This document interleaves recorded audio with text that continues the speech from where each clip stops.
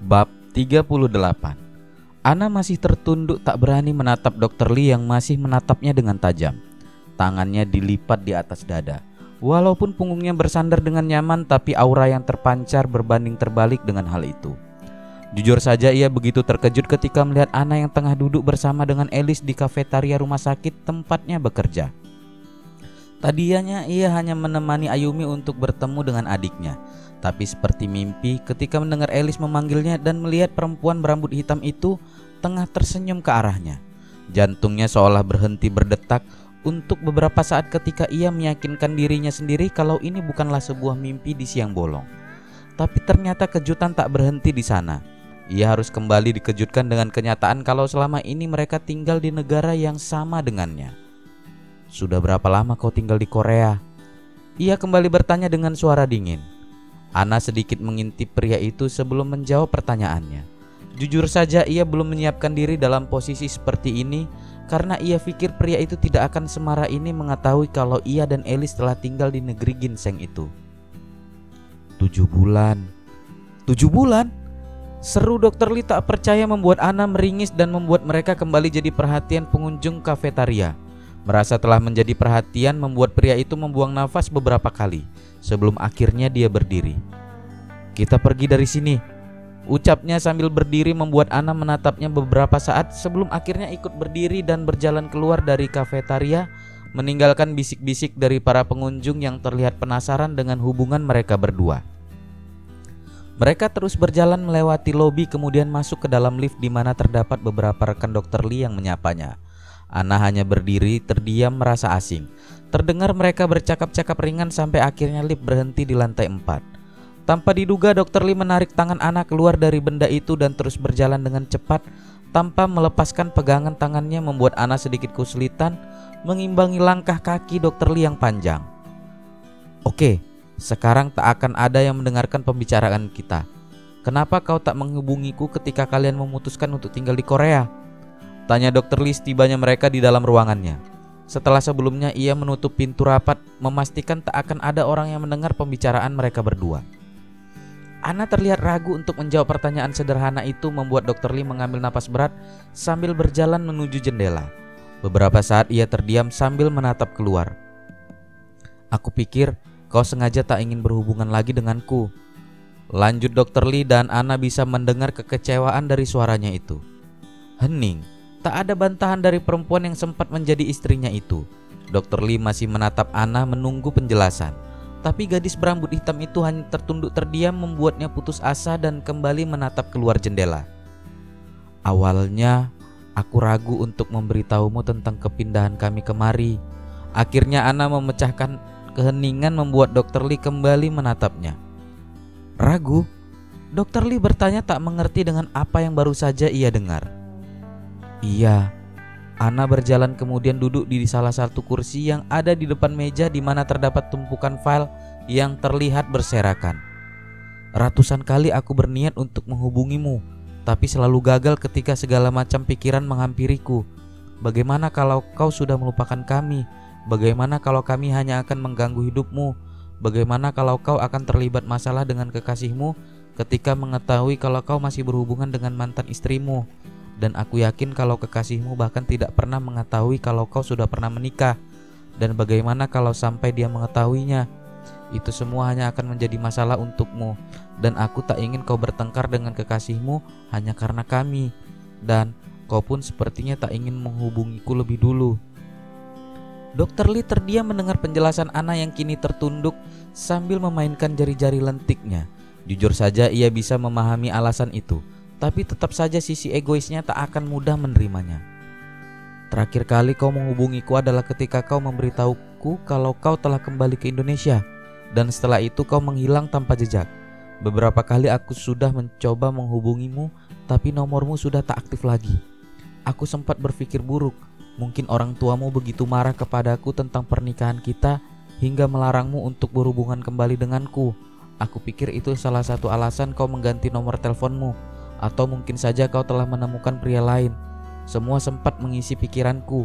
Dan itulah alasan aku tak menghubungi telepon rumahmu di Indonesia atau menghubungi salah satu keluargamu, karena aku yakin kau memiliki alasan dari semuanya. Tapi aku tak mengira kalau selama ini kalian begitu dekat denganku.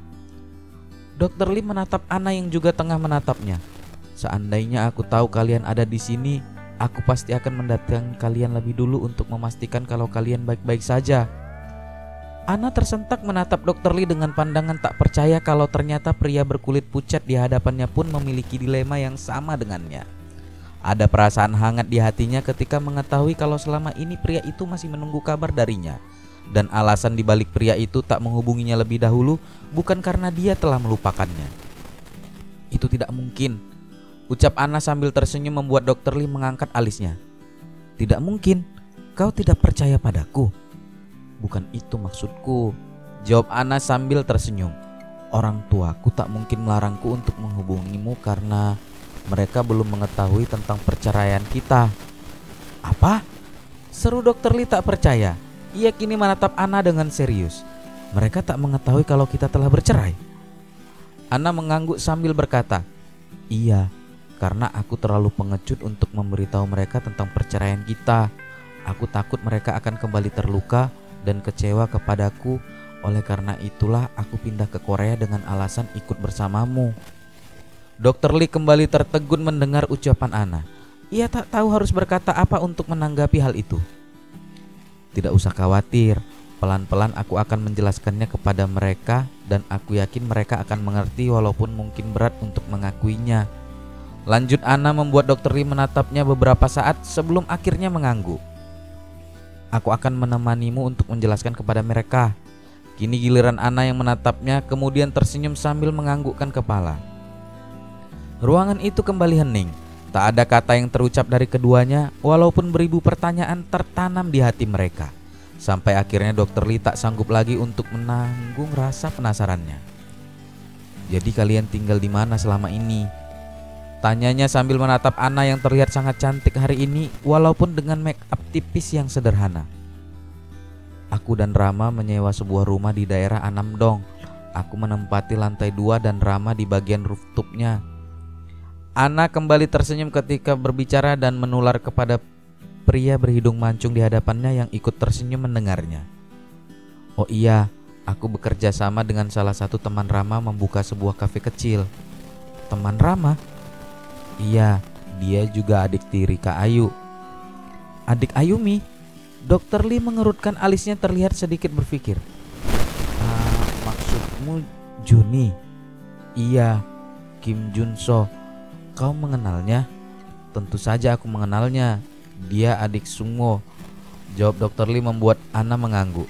Mereka kembali terdiam terlihat canggung seolah telah kehabisan bahan pembicaraan. Sampai akhirnya seseorang mengetuk pintu ruangan itu dan memperlihatkan seorang perempuan lengkap dengan pakaian perawatnya. Dokter, ruangan operasi sudah siap. Apa kita bisa melakukannya sekarang? Dr. Lee mengumpat ketika ia hampir saja lupa tentang jadwal operasi yang harus ia lakukan hari ini. Maafkan aku telah mengganggu pekerjaanmu. Sebaiknya aku pergi sekarang. Tidak, seru Dr. Lee memotong ucapan Anna membuat perempuan itu menatapnya. Begitu pula dengan perawat yang masih berdiri di ambang pintu. Beri aku waktu 5 menit lagi, aku akan segera ke sana, ucap Dr. Lee sambil menatap sang perawat yang langsung mengangguk mengerti kemudian pergi meninggalkan ruangan itu. Apa kalian sudah makan siang? Tanya Dr. Lee sambil menatap Anna yang terlihat bingung dan akhirnya menggeleng sebagai jawaban.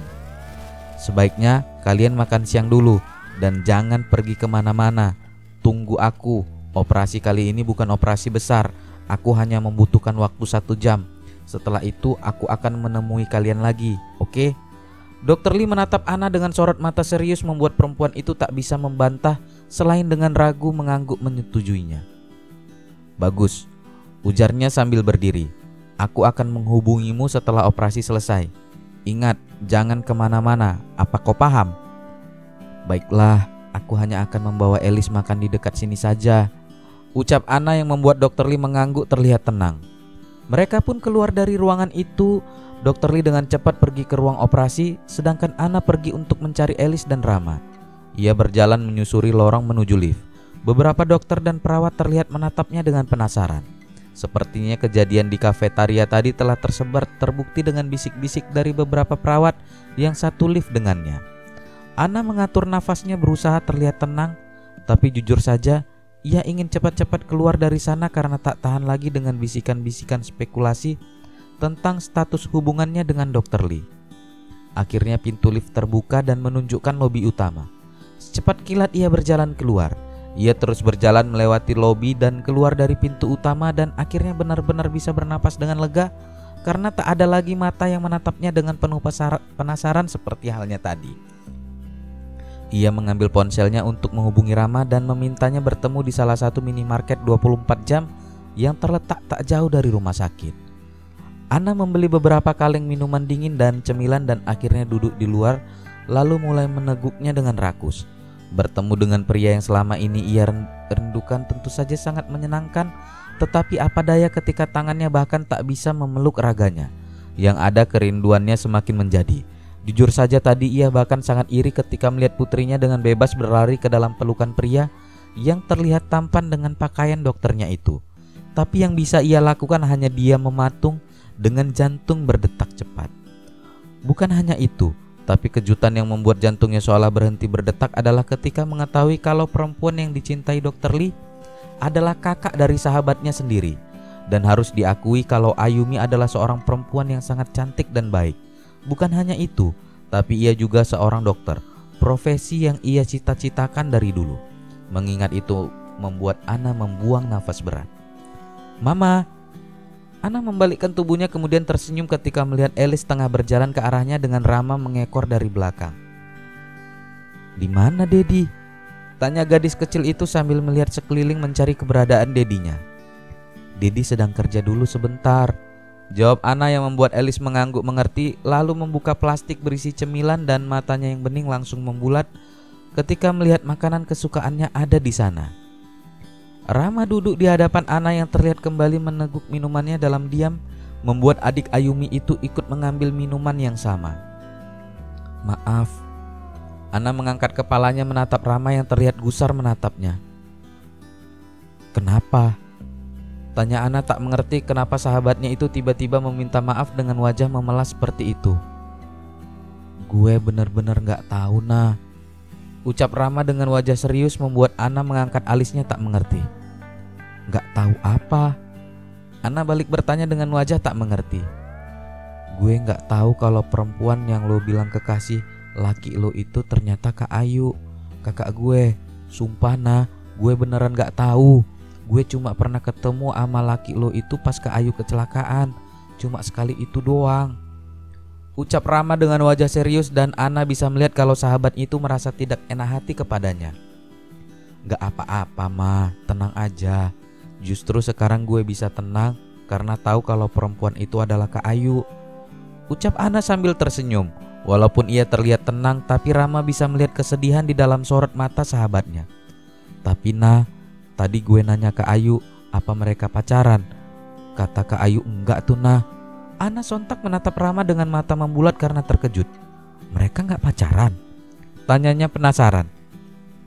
"Iya, Kak Ayu bilang dulu emang mereka pernah pacaran, tapi dah putus dan sekarang mereka cuma berteman saja," jawab Rama membuat Ana terdiam beberapa saat. Kalau mereka memang tidak memiliki hubungan apapun selain berteman, kenapa Dr. Lee tidak menceritakannya tadi?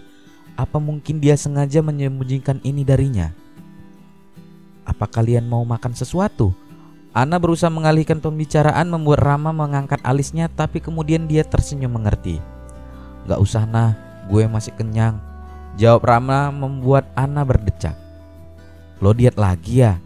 tanya Ana yang hanya dijawab cengiran dari Rama.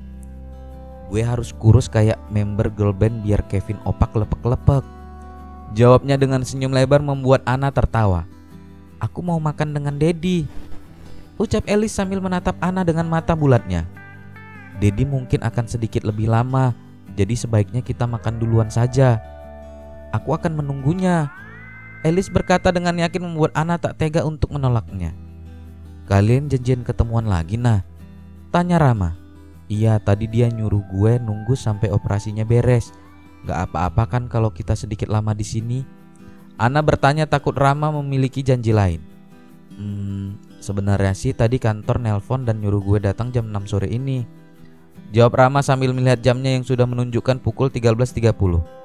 Jadi kayaknya gue gak bisa nunggu nah. Sorry banget. Lanjut Rama dengan penuh penyesalan. Oh gitu. Ya udah kita pulang aja sekarang. Biar gue kirim SMS aja kalau kita gak bisa nunggu lebih lama. Gak usah nah. Seru Rama setelah dilihat Ana mengeluarkan ponselnya. Lo gak masalah kan kalau gue tinggal di sini berdua sama Elis? Biar gue balik ke Seoul sendiri aja. Nanti lo bisa minta tolong dia anterin ke stasiun atau bandara, atau lo mau nginep di sini malam ini. Siapa tahu mau kangen-kangenan dulu. Ujar Rama sambil tersenyum menggoda Ana yang terlihat memerah. Apaan sih nah, jangan ngaco deh. Haha, ya udah gue balik sekarang ya. Gak masalah kan? Ya udah, hati-hati mah. Thanks ya udah nganterin gue ke sini. Lo gak usah khawatir, ntar gue langsung pulang kalau dia udah makan. Ucap Ana sambil menatap Elis yang masih asik dengan cemilannya. Iya, gak pulang juga gak apa-apa nah. Ucap Rama sambil tertawa sebelum akhirnya pergi meninggalkan Ana dan Elis. Sejam kemudian seperti yang telah dijanjikan, Dr. Lee datang dengan terengah-engah seperti habis berlari, dan ketika mengetahui kalau Elis menunggunya untuk makan siang, senyum bahagia pun terbit menghapus kelelahannya. Seperti yang telah diketahui, Busan terkenal dengan makanan lautnya yang segar, maka tak heran jika restoran-restoran yang menyajikan makanan laut sangat mudah didapatkan di kota itu. Dan disinilah mereka saat ini duduk di salah satu restoran yang terkenal dengan sashiminya. Terlihat Elis sangat menikmati makan siangnya. Mulutnya penuh dengan potongan ikan membuat pipinya semakin tembem, dan itu membuat Dr. Lee mencubit pipinya gemas. Suyok, panggil seseorang membuat Dr. Lee dan Ana menatap pria parubaya yang berdiri memandangi mereka. Apa yang sedang kau lakukan di sini? Dr. Lee terlihat terkejut menatap pria itu, sedangkan Ana menatap keduanya bingung karena kini pria parubaya itu terlihat tengah menilainya dari atas sampai bawah. Aboji? Ujar Dr. Lee sambil berdiri dari mejanya, membuat mata Ana terbelalak kaget, kemudian ikut berdiri dengan jantung terasa mau copot.